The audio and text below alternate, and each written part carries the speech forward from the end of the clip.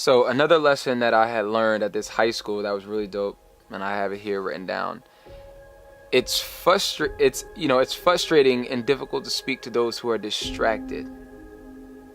It's frustrating to speak to those who are distracted.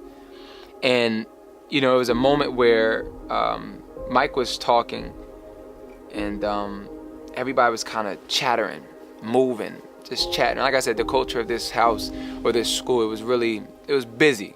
It was busy. So, he stopped talking. He stayed there and he kind of was like, in his mind, he was probably saying, I'll wait.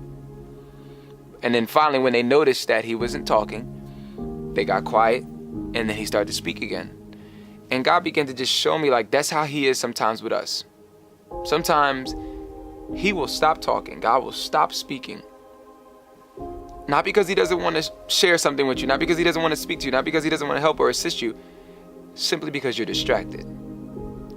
And he won't speak again until he has your full attention, because God doesn't waste words. Remember? I love that. I'll wait until I have your full attention again. I'll wait until you're not distracted no more. I'll wait. And it's like, I just love that moment, because I'm just looking like, wow, like Mike was never not saying he's not about to finish this speech. He just has to wait till y'all focus, because he wants you to get the message. And that's how God is. Like, listen, I'm not saying that I'm not going to speak or step in or reassure.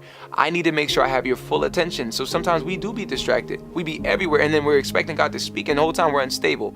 We need to sit down and say, let me stop and refocus, because I need to be hearing from God. I need to be sensitive to his spirit. And when I'm not in that place of focus or in his presence, it's not that he doesn't want to speak to me, it's he can't. And that's why sometimes removing things or letting go of things or getting out of relationships or just separating ourselves really, really is good to hear from God, because, we're clouded, we're polluted. There's so much noise in our ears, and sometimes God has to just call you to a quiet place. And that's why I love the fact that God speaks in a still small voice. And it's sometimes, in a sense, illustrated as like a whisper. When someone whispers to you, not only is it intimate, but it's close. And for you to hear a whisper, sometimes you have to be like, shh. Can y'all get quiet for a moment? Can you hear what I'm saying? So it's one of those things where make sure you're focused. If you're in a season where you feel like God is not speaking, if you feel like God is not, talking to you, reassuring you, or assisting you, check your focus.